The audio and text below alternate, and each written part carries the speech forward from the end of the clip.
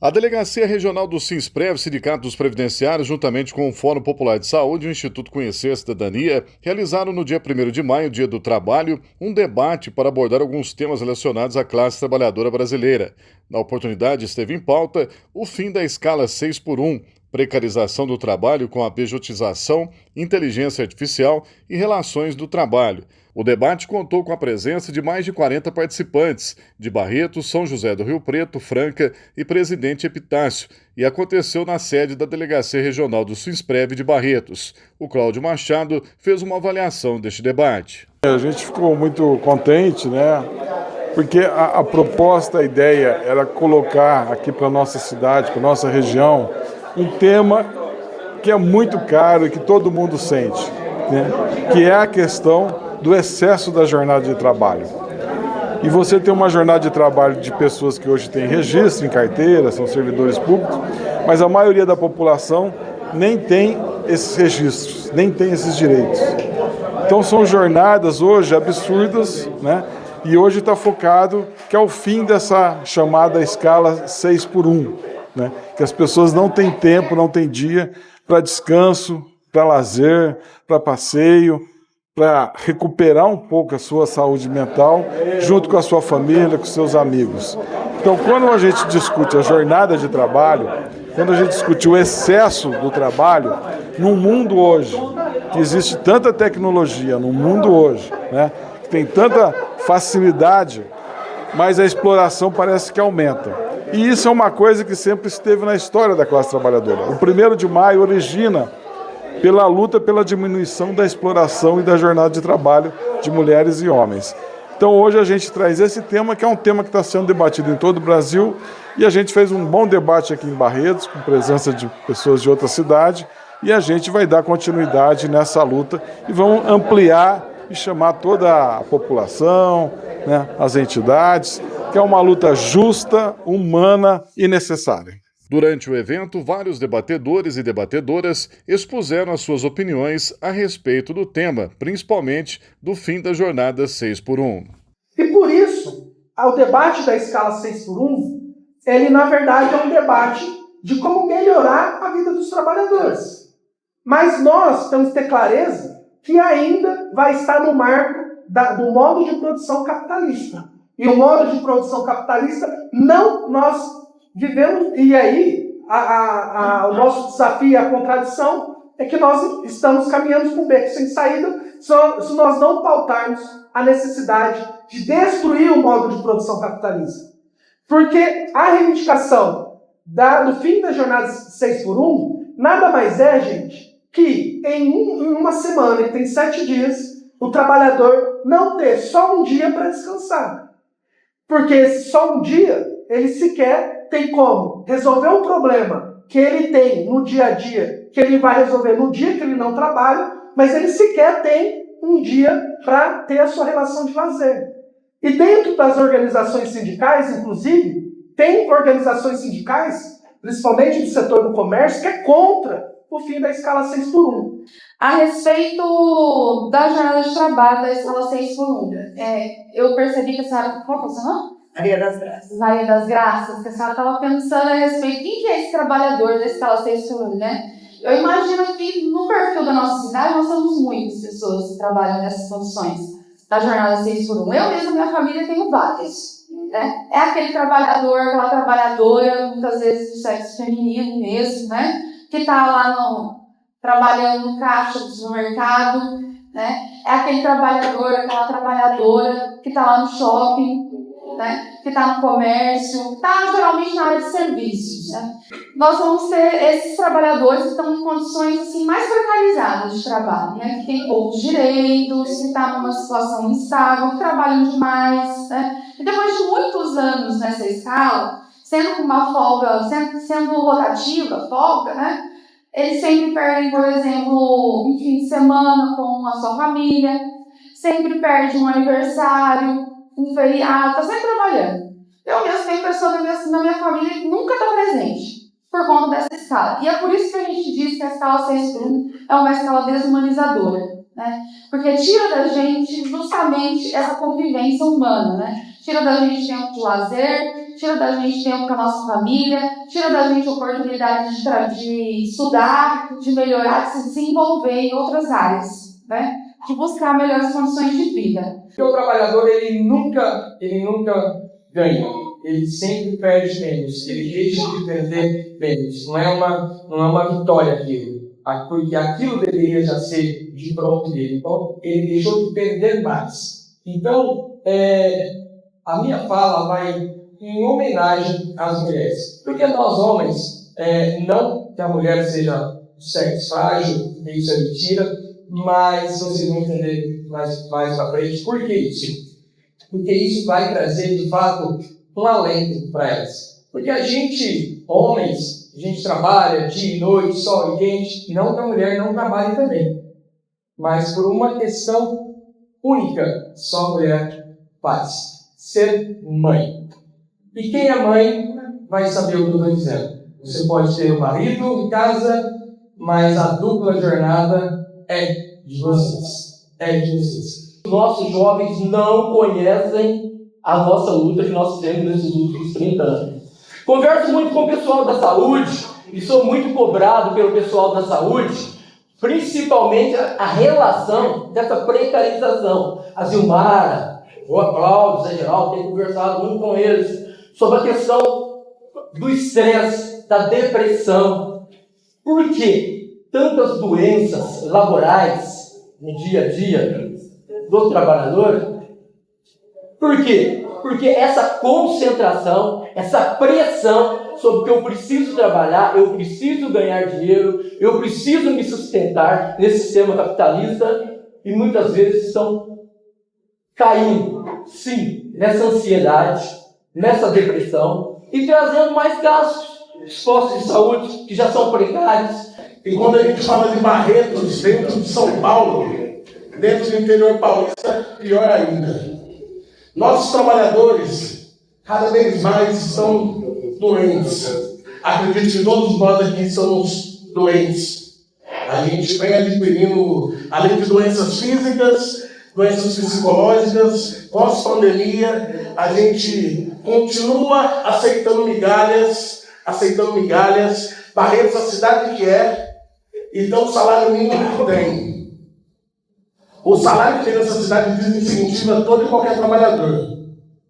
Hoje eu vejo grupos de empresários dentro da internet, dentro do WhatsApp, grupos de senhores de engenho, correto, o qual a pessoa não se submete à neo-escravidão, a pessoa não é contratada mais. Para fazer com que o rico fique cada vez mais rico e o pobre cada vez mais pobre, para lavar a privada no rico. Aquela constituição. Então, eu sou funcionário do judiciário e na época da Dilma, né? Aí a Dilma, né, foi lá e obrigou, né, que se registrasse as empregadas domésticas. Aí eu via lá nos corredores do fórum, onde eu trabalho, né, as pseudo-celebridades reclamando e xingando a Dilma, tudo quanto é nome. Mas essa mulher, onde é que nós temos mais empregada? E eu lá, gente, vocês não querem ter empregada, vocês querem ter uma escrava doméstica. Porque você não quer, você tem férias? Ela não. Quer ter esse terceiro? Ela não. Então, que liberdade é essa? Então, o neoliberalismo nada mais é que isso. Vive rico para lá e o pobre para garantir a mão de obra barata, escravagista, para o rico. Então nós temos que trabalhar mesmo, ir para as periferias e levar essas informações todas para a população, porque como o Felipe, todos vocês aqui falaram, muitos, né, não sabem, não têm a menor ideia do que foi a ditadura, para nós não possamos ver novamente pessoas até aparentemente esclarecidas se enrolarem na bandeira do Brasil e ir para as ruas pedir a volta da ditadura.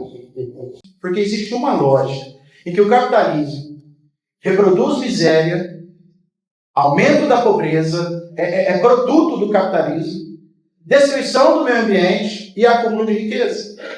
Quando a gente vem para o mundo do trabalho e a gente traz isso centrado a partir da lógica do trabalhador, a gente encontra lá atrás o Barbudão, que ele falou o seguinte: olha, aquilo que você trabalha e aquilo que você produz, até certo ponto estava razoável, mas a partir disso é essa mais-valia. Aquilo que você produz não é mais para pagar o seu salário, pagar a produção, pagar os meios, os materiais de consumo e tudo mais. Né? Lá atrás, um dia, esses caras falaram que trabalhar 14 ou 16 horas por dia era uma aberração e que tínhamos que reduzir para 8. Que é a nossa realidade hoje, né? De uma jornada de trabalho. Um dia, ainda mais lá atrás, alguém disse que a gente precisava encerrar com a escravização das pessoas. Que a escravização, sequer você tinha qualquer controle de jornada e nada assim. Então, foi dali que nasceu o termo como criado mudo. Ou seja, o cara trabalhava o dia inteiro, o menino, e à noite tinha que ficar em pé ao lado da cama do senhor. Né? Veja que o que a gente está debatendo hoje é uma questão que parece muito revolucionária, mas é parte de uma reprodução da própria classe. Acho que foi um dos movimentos orgânicos mais bonitos criados nos últimos tempos por conta disso. Mas eu queria aqui lembrar um pouquinho sobre essa questão da escala 6x1. Porque tem a questão que talvez passou despercebido, a questão da produtividade. Né? Tem a questão da produtividade, que nós enfrentamos, e hoje é ingrato hoje no período da instituição da qual eu fui aposentado, que é o INSS, estou aposentado como funcionário do INSS. O que acontece?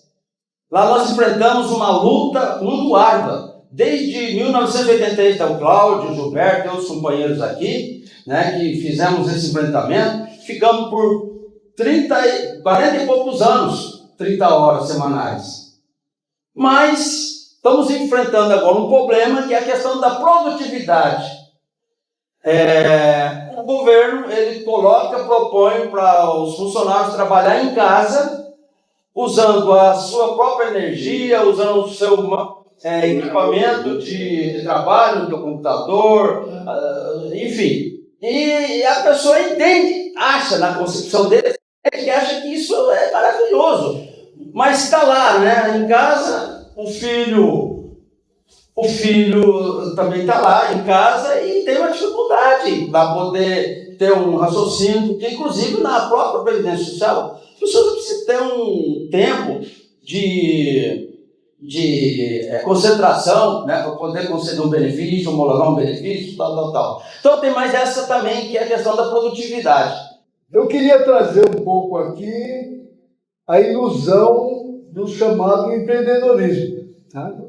Essa é a extrema-direita prega muito isso, e eu quero trazer um exemplo prático aqui. Né? Eu me aposentei, para não ficar parado, eu pus o meu carro à disposição e o meu serviço. Tá? Amém. Né? Sou um Uber, sei lá.